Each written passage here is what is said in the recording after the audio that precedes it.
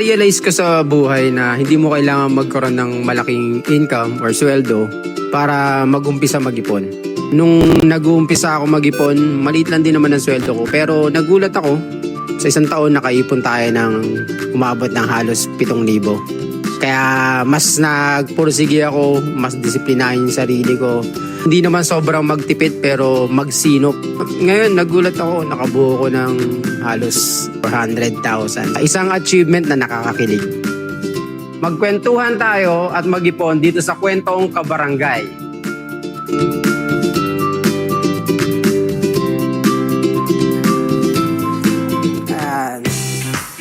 Meron tayong comment ngayon.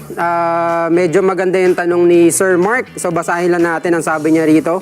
Kailangan ba namin, paano kayo makakapag-ipon kung ang sweldo namin is limited o maliit lang?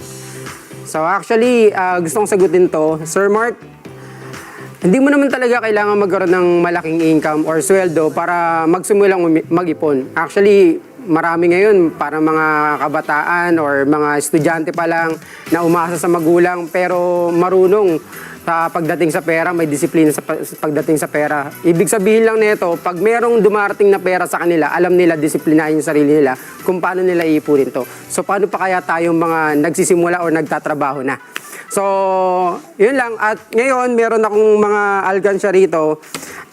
Try natin buksan tong alkansya na to.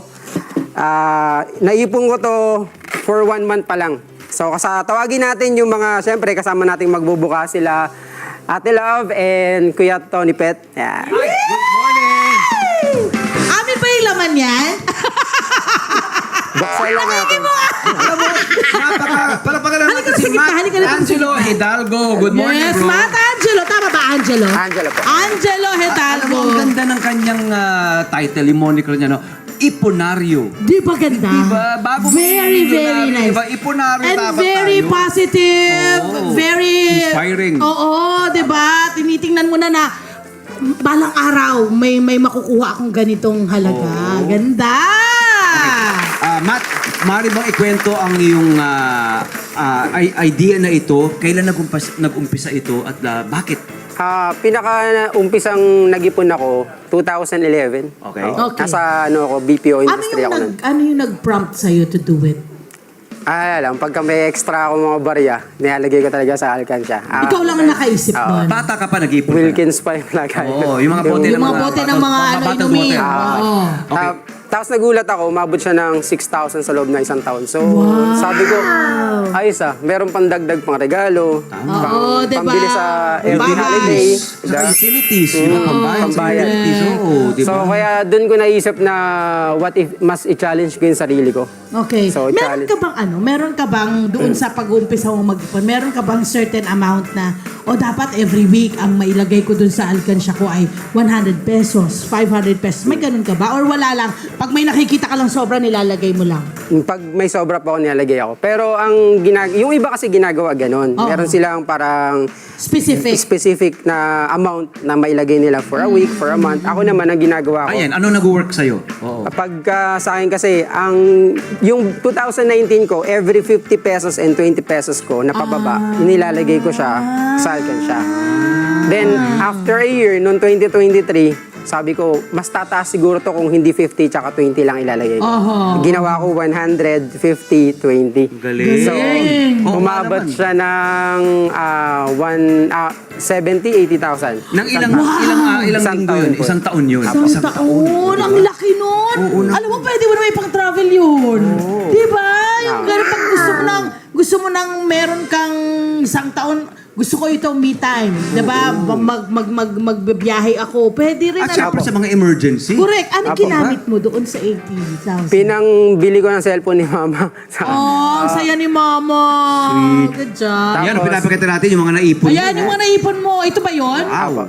Yung last year naman po yan, yan na yung pinakamalaki, 386,000. 386,000. Magkano yung mga nilagay mo?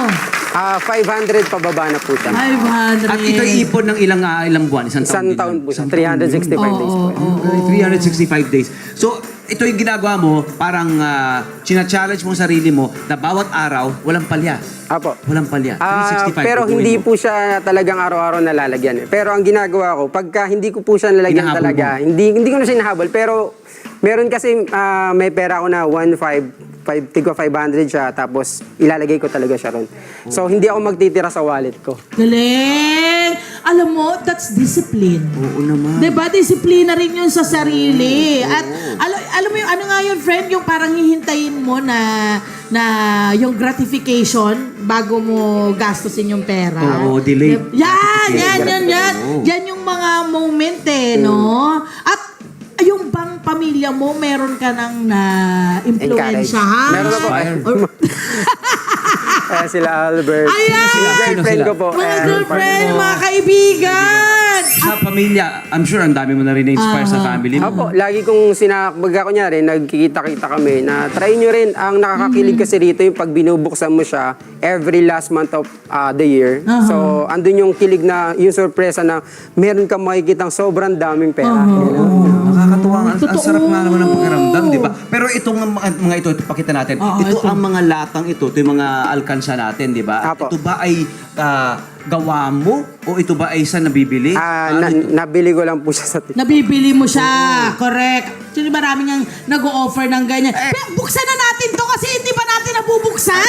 Gusto ko nang malaman isang buwan lang to eh. Actually, mga Sige, friend, go. Yung mga latan, mga, di ba, yung mga gamit na lata ng gata. Pwede, O kung- lahat, kung ano lahat. man yun, di ba, pwede naman yun. Alam mo kung bakit ito yung tama, friend? Oo. Hindi mo kasi makukuha yung pera. Mabubuksan, tama. So, mapipilitan ka na talagang punuin yan kasi pag hindi mo pinuno yan, sayang naman. Diba? Ang iyong... Dahan, ha? Ano yung mga ano Take your time, nilagay bro, mo dyan? para safe ka. Na mga parang bills. Dito po, ngayon po kasing year, ang sabi ko, for example, hindi ako nakapaglagay ng isang araw. Maglalagay po ako ng 1,000 pesos. Wow! So, yun yung challenge ko. Kunyari, Ito ay ilang araw, linggo o buwan mo? 1 month pa lang daw. nagbukas kasi ako last year ng December 13. So, nadagyan ko to mga December 26, 27. Ay, Oh, wala pang isang mga buwan ganun po. halos. Pag nasisilip ko, kung puno na nga eh. Tsaka puno na.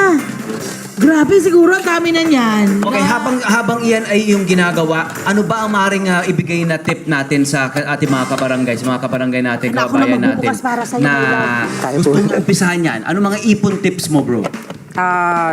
Malaking bagay kasi yung pag minsan nakikisabay kasi tayo sa alam mo yun, sa uso na pag may nakita kang barkada mo nagkakape sa Starbucks. Oo, sa mga kapihan. Nakikisabay tayo. Yung 140 to 200 pesos na budget for one coffee, pwede mong matikman nyo sa bahay. Tama. So, instead na ilagay mo ron, ipunin mo na lang, ilagay mo sa alkansya mo or sa kung ano mang meron kang paglalagyan ng pera. So, yun yung nasa isip ko na malaking bagay kasi yung mga ginagastos natin. Oo. Kesa, baga minsan ang mga tao, ang ginagastos nila, yung gusto talaga nilang gastusin. Oo. Hindi yung sa Kumbaga, kailangan lang nila. Oo. want. So, ako Kasi kasi, sa need. kunyari, for example, hindi pa naman sira yung sapatos ko, hindi ko naman kailangan bumili Tama, agad. tama. So, iimba ko na lang siya sa alkansya ko. Tama. Mas kikiligin pa ako pagdating ng December. And at the same time kasi, ang iniisip ko, yung pang-emergency talaga. Minsan ng mga tao, inisip lang nila yung ngayon, tsaka Oo. kung ano lang so, meron yun ang ngayon. nagbibigay ng motivation din sa'yo. Isa sa nagbibigay ng motivation sa'yo, di ba? Apo. Para ma-achieve yung goal na yun. Tama. Yun, di ba? Yan. Wow. December, kailan mo inumpisang ipunin? Mga December 26 po. December 26 at Wow, ngayon, dahil pera! January 8. January 8 na. Haba. Wow. Malaki to. Sige. Tayo, we will pause for a break. Magagap na tayo. Bilangin natin yan. Yes, I-reveal natin kung mamaya magkano. kung magkano ang naipon ni Matt between December 26 6. and January 8. Grabe! Ayan, Ano to? Parang naisipan mo lang lagay ng Ako, lagay. hindi ako, for example kasi, minsan may mga pera naman ako sa e-wallet. So, yung mga Thank you. mga Thank nakukuha you. ko sa Thank mga you, sideline Matt. ko, Salamat, Matt. lalagay ko talaga sa Thank you so alkansya. much. Happy New Year, Matt. Bibilangin niyo, Magbabalik bibilangin kami natin, mamaya-maya po. Babalik kami. Palabang natin si Matt Angelo Hidalgo. Tuloy-tuloy natin. Ang sabi ng mga kabarangay natin, magbilang na tayo. Bilangin na natin yan, ha? Wow. Pwede ba natin tawagin si Fair? Can we call on Dami. stage si Fair? Hello po mga Kanet 25! Si Kuya Tony Pet po ito mula sa Love, Tony Pet and Everything. For more Love, Tony Pet and Everything updates, just click on our subscribe button and follow us on our Net25 social media pages at Net25 TV and at Net25 Entertainment Facebook. Magkita-kita po tayo!